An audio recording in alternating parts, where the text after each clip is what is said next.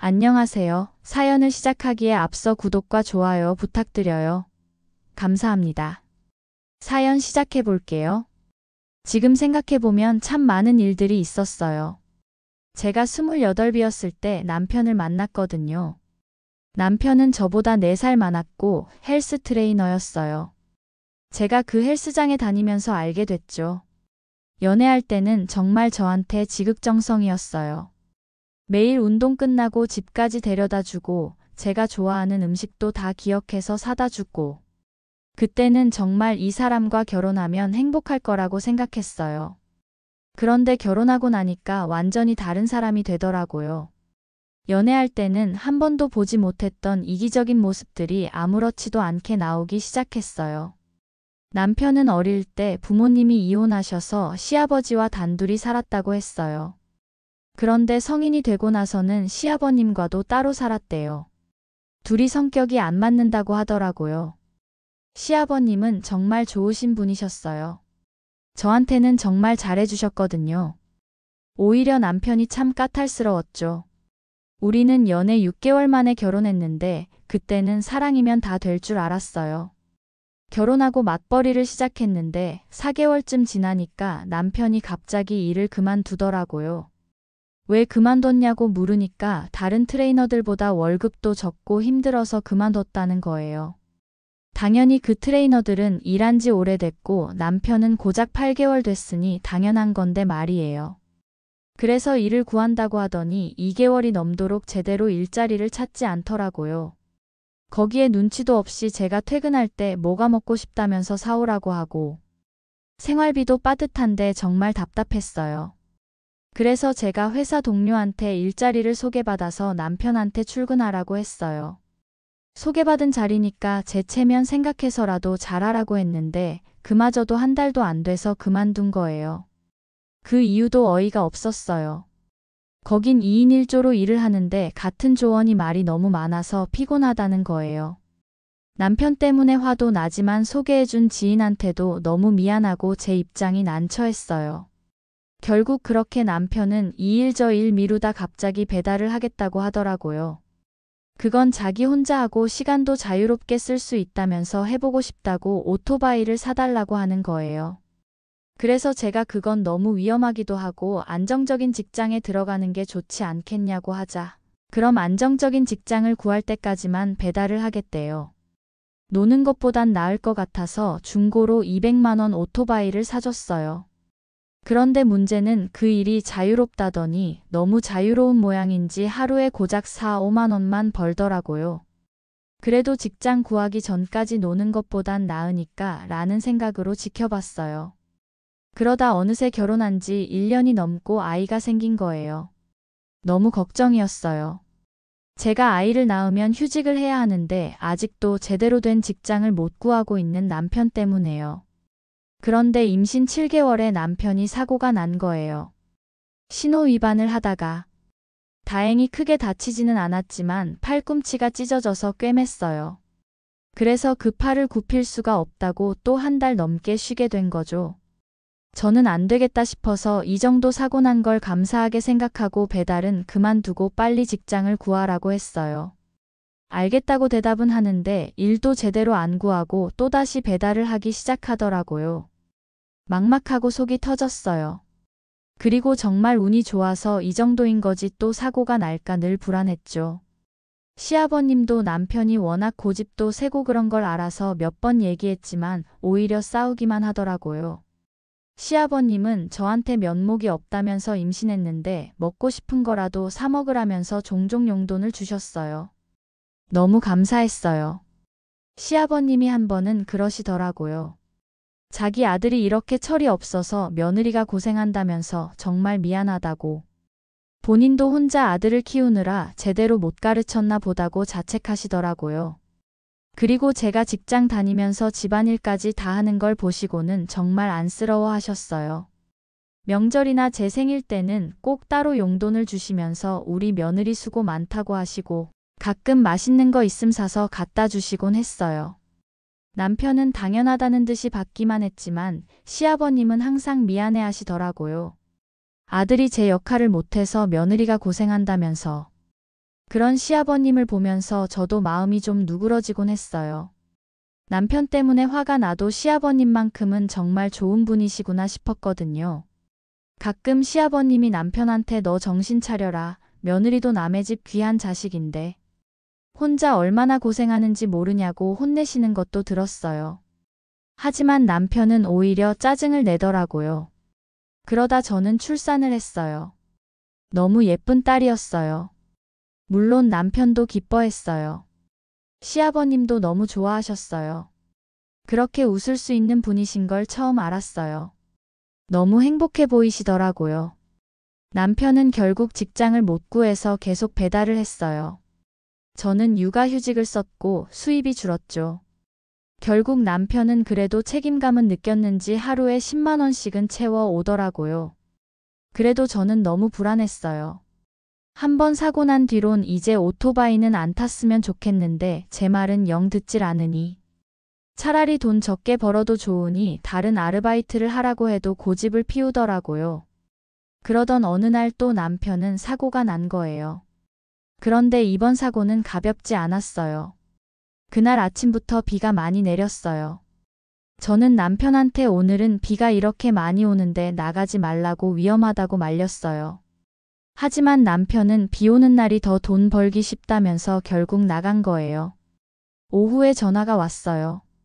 병원에서 남편이 비에 젖은 도로에서 미끄러져서 넘어지면서 마주 오던 승용차와 충돌했다고 하더라고요. 헬멧을 썼음에도 불구하고 2차로 머리를 아스팔트에 심하게 부딪혀서 뇌출혈이 생겼어요.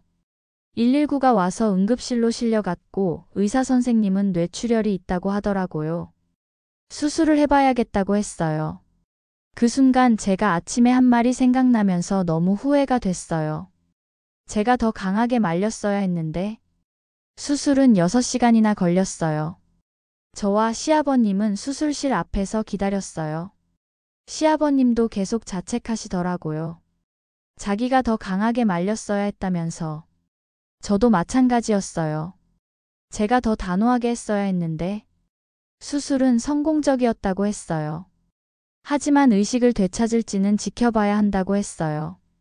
남편은 중환자실에 누워 있었고 인공호흡기를 하고 있었어요. 아이를 친정어머니가 돌봐주시는 동안 저는 매일 병원에 갔어요. 일주일이 지나도 남편은 깨어나지 않았어요. 의사 선생님은 뇌 손상이 생각보다 심하다고 하시더라고요. 더 기다려봐야겠지만 낙관적이지 않다고 하셨어요. 그렇게 보름이 지났을 때였어요. 남편이 상태가 급격히 악화됐어요. 뇌압이 계속 올라가고 있다고 하더라고요. 의사 선생님은 더 이상 할 수 있는 게 없다고 가족들이 마지막을 준비하라고 하셨어요. 그날 밤 남편은 조용히 숨을 거뒀어요. 남편이 그렇게 떠났어요. 저는 하늘이 무너지는 것 같았어요. 내가 더 말렸어야 했는데, 내가 오토바이를 사주는 게 아니었는데, 자책을 했어요. 이제 우리 딸 겨우 5개월 됐는데, 시아버님도 너무 힘들어 하셨어요. 장례식장에서 시아버님이 얼마나 우시던지, 아들을 먼저 보내는 부모의 마음이 어떨지 저는 상상도 못하겠더라고요. 그렇게 우리는 남편을 떠나보냈어요. 그리고 저는 결국 친정으로 들어가게 됐어요. 아이를 혼자 키우면서 일을 하기는 불가능했거든요. 아이는 친정에서 봐주고 저는 휴직이 끝나자마자 복직을 했어요. 사실 자책과 후회, 그리고 현실 앞에 너무 힘들고 괴로웠어요. 시아버님과도 몇 번 통화는 했지만 서로 너무 힘들었어요. 그런데 남편이 죽고 한 달 뒤부터 시아버님이 매달 100만 원씩 보내주시기 시작했어요. 처음에는 제가 무슨 돈이냐 왜 보내는 거냐고 그러지 말라고 했어요. 그런데 시아버님이 그러시는 거예요. 이렇게라도 해야 내가 산다고. 우리 손녀 위해서 쓰면 된다고. 그 말을 듣고 보내지 말라고 할 수가 없더라고요. 시아버님도 아들을 잃은 슬픔을 이런 식으로라도 달래시는 것 같아서요. 그런데 1년쯤 지났나? 언젠가부터 제가 손녀 보고 싶지 않냐고 만나자고 해도 시아버님은 자꾸 피하시더라고요. 저는 계속 아이 사진을 보내드렸지만 언젠가부터는 연락도 잘 안 하시더라고요. 돈은 꼬박꼬박 보내시면서요. 처음에는 시아버님도 너무 힘들어서 그러시나 보다 했어요. 저도 힘든데 시아버님은 오죽하실까 싶었거든요. 그런데 시간이 지날수록 이상하더라고요. 그렇게 아이가 3살이 됐을 때였어요. 어느 날 퇴근하는데 시아버님이 제 회사 앞에서 저를 기다리고 계시는 거예요. 정말 깜짝 놀랐어요. 1년 넘도록 한 번도 직접 만나지 않았거든요. 시아버님을 보는 순간 눈물이 나더라고요. 그새 너무 마르시고 늙으셨더라고요. 얼굴도 많이 야위셨고 걸음걸이도 예전 같지 않으시더라고요. 시아버님이 씁쓸하게 웃으면서 잘 지냈냐고 물어보시는데 더 눈물이 나더라고요. 저는 근처 카페로 시아버님을 모시고 들어갔어요. 그리고 왜 그동안 연락도 피하셨느냐고 물었더니 자꾸 어색하게 웃으시기만 하고 대답을 안 하시는 거예요. 그러더니 어떻게 지냈냐고 하시는 거예요. 그래서 저랑 아이는 잘 지내고 있다고, 그래도 시간이 지나니까 밥도 먹고 사라진다고 했어요. 시아버님은 다행이라면서 산 사람은 살아야지 않냐면서 잘하고 있다고 하시더라고요. 그리고 나서 한참을 머뭇거리시더니 말씀하시는 거예요. 주말에 괜찮으면 아이랑 같이 밥 한 끼 먹을 수 있겠냐고 하시더라고요. 그래서 무슨 말씀이냐고, 당연한 거 아니냐고, 아이가 할아버지 보면 정말 좋아할 거라고, 왜 그동안 연락도 안 하셨냐고 했어요. 그랬더니 시아버님이 말하는데 눈물이 멈추질 않더라고요. 내가 이제 시간이 얼마 없어. 몸이 안 좋아서 그동안 피했는데. 진짜 죽을 날이 다가오니까 그 녀석 얼굴이 아른거려서 눈을 감을 수가 있어야지. 마지막으로 우리 손녀랑 시간 좀 보내고 싶어서 왔어. 그 순간 저는 정말 충격이었어요. 시아버님이 몸이 안 좋으셨던 거예요. 처음에는 돈도 보내주시려고 일도 하고 그랬는데 급격히 안 좋아지셨다고 하더라고요. 알고 보니 위암 말기였어요. 이미 다른 곳에 전이가 된 상태라고 하시더라고요. 그래서 갑자기 그렇게 피하게 된 거였어요.